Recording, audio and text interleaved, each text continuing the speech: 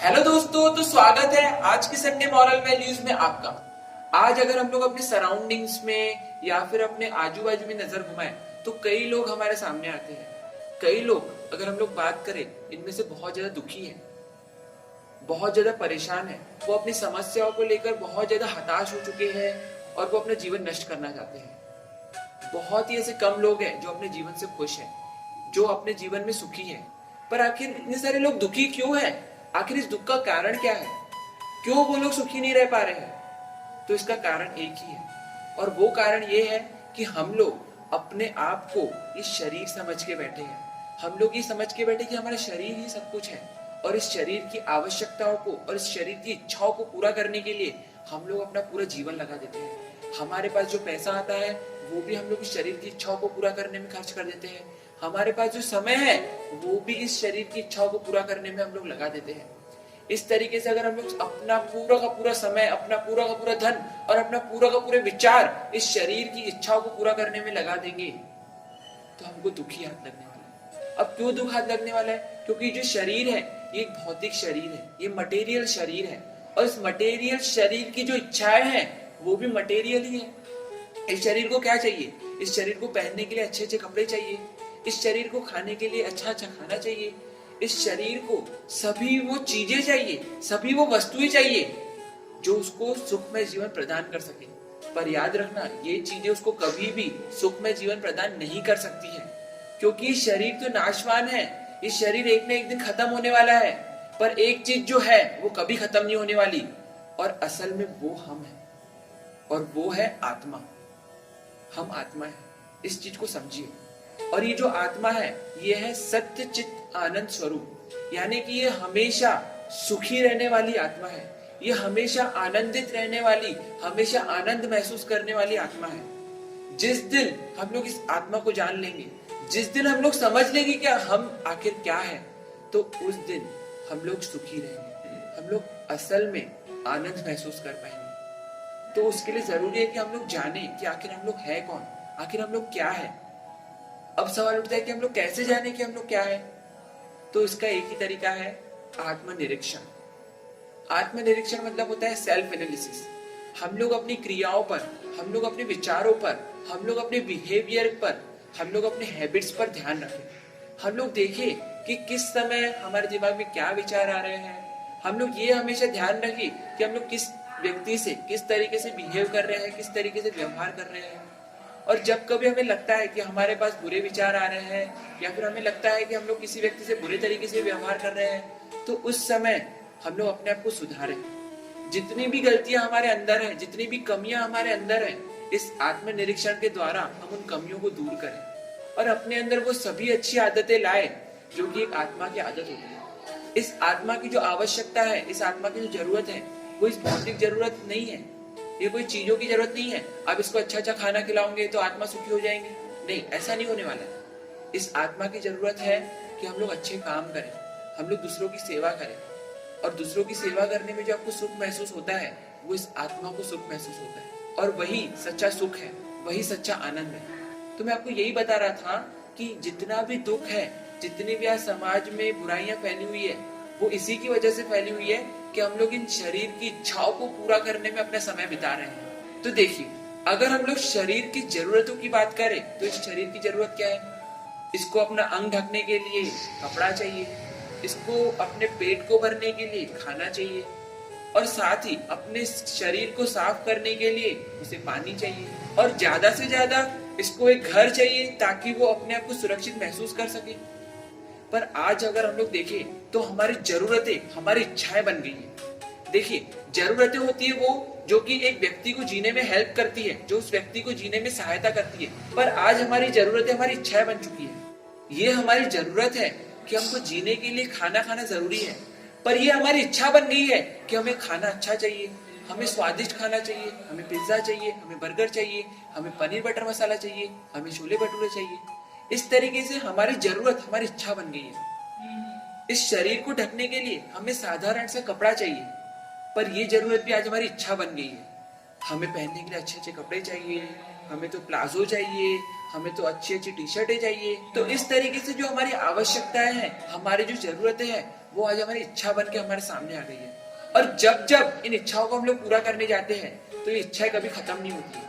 एक इच्छा आएंगी, उसके बाद दूसरी इच्छा आएंगी, तीसरी इच्छा आएंगी, चौथी इच्छा आएंगी।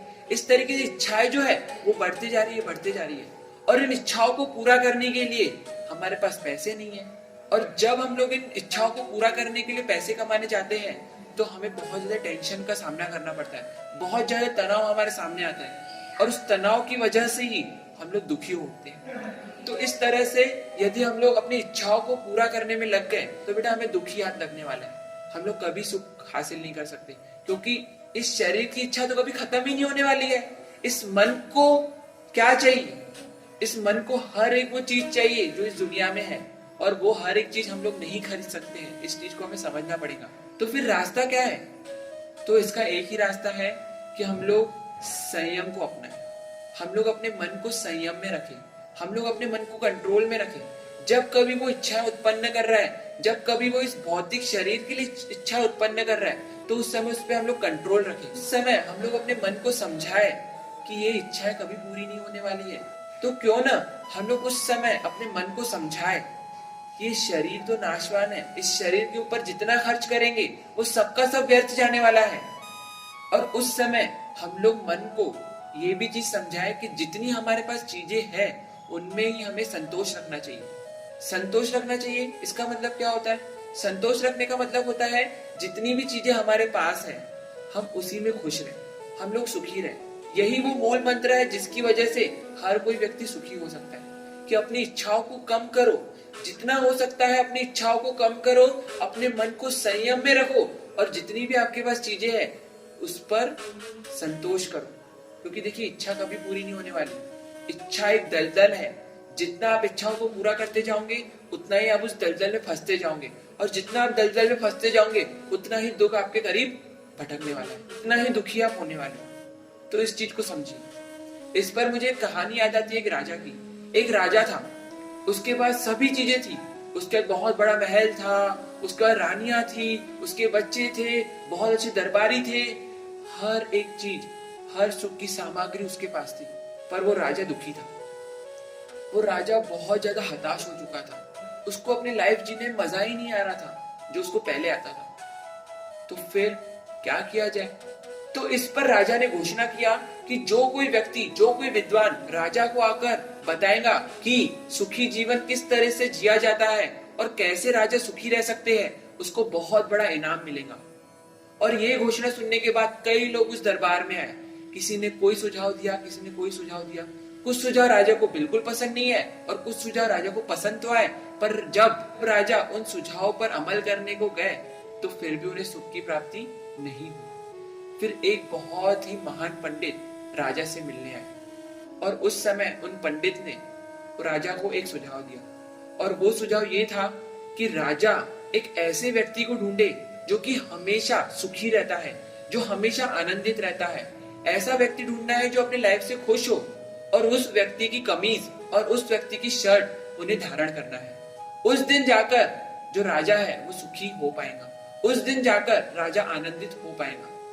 और यह सुनकर राजा ने पूरे के पूरे सैनिकों को उस व्यक्ति की खोज करने के लिए भेज दिया जो कि बहुत ज्यादा सुखी है। और जब सैनिक वो गांव में गए और उन्हें हर एक व्यक्ति से पूछा कि आखिर कौन है जो इतना सुखी है, तो उनको पता चला कि गांव में हर एक व्यक्ति की कोई ना कोई समस्या है। किसी को संतानें नहीं हो रही तो वो समस्या है, किसी के पास पैसा है फिर भी समस्या है, किसी का पैसा नहीं है तो भी समस्या है। तो मतलब सब कुछ चीजें होने के बाद भी समस्या है और नहीं है तो भी समस्या है। तो हर कोई व्यक्ति किसी न किसी समस्याओं को लेकर दुखी था। तो इस तरीके से कोई भी व्यक्ति राजा को ऐसा नहीं मिला जो सुखी हो। पर एक दिन सैनिकों को एक व्यक्ति मिला जो बहुत ज्यादा खुश था, बहुत ज्यादा सुखी था। और जब सैनिक ने जाकर राजा को बताया कि उनको एक ऐसा व्यक्ति मिल चुका है जो बहुत ज्यादा सुखी है, बहुत ज्यादा खुश है, तो उस समय राजा ने पूछा कौन है ऐसा व्यक्ति जो बहुत ज्यादा सुखी है। तो सैनिकों ने बोला कि वो एक बहुत ही गरीब इंसान है, एक भिखारी है जो कि बहुत सुखी है। तो राजा ने कहा जाओ उस व्यक्ति की कमीज लेके आओ। तो सैनिक गए, तो सैनिक ने जाके देखा तो उस व्यक्ति के पास तो कमीज ही नहीं है पहनने के लिए। तब क्या हुआ, राजा स्वयं उस व्यक्ति के पास गए और राजा के मन में ये प्रश्न था कि व्यक्ति जिसके पहनने के लिए कपड़े नहीं है, जिसके पहनने के लिए कमीज नहीं है, आखिर वो इतना सुखी कैसे हो सकता है। तो उस व्यक्ति से जाकर जब राजा ने पूछा कि जब तुम्हारे पास पहनने के लिए कपड़े नहीं है, जब तुम्हारे पास खाने के लिए खाना नहीं है, फिर भी तुम इतने सुखी कैसे हो, तब उस व्यक्ति ने कहा कि मैं ये शरीर नहीं हूं, मैं ये आत्मा हूं और मैं इस शरीर की इच्छाओं को पूरा करने के पीछे ध्यान नहीं देता। मेरे पास जो भी है मैं उसमें खुश हूं। मेरे पास अगर खाने के लिए थोड़ा सा खाना मिल जाता है तो मैं उसमें खुश हो जाता हूँ। मुझे अगर अपना सर ढकने के लिए कहीं पे छाया मिल जाती है तो मैं खुश हो जाता हूँ। मुझे अपने इस शरीर से कोई लेना देना नहीं है। मैं अपनी शरीर की इच्छाओं पर ध्यान ही नहीं देता हूँ, क्योंकि जितना हम लोग अपने शरीर की इच्छाओं पे ध्यान देंगे उतना ही हम लोग दुखी होते जाएंगे। तो ये चीज राजा को समझ में आ गई। उस दिन से राजा को समझ में आ गया कि सुख पाने का एक ही रास्ता है कि हम लोग अपनी इच्छाओं पर कंट्रोल करें, हम लोग अपनी इच्छाओं को कम करें। और आपने तो वो कहावत सुनी होगी, सादा जीवन उच्च विचार। सादा जीवन उच्च विचार का यही मतलब है कि हम लोग जितना हो सके अपनी इच्छाओं को कम करें और अपने विचारों को महान बनाएं, अपने विचारों को उत्कृष्ट बनाएं, ताकि हम लोग सुखी रह सकें। तो यही एक तरीका है हम लोग सुखी रह सकते हैं। धन्यवाद।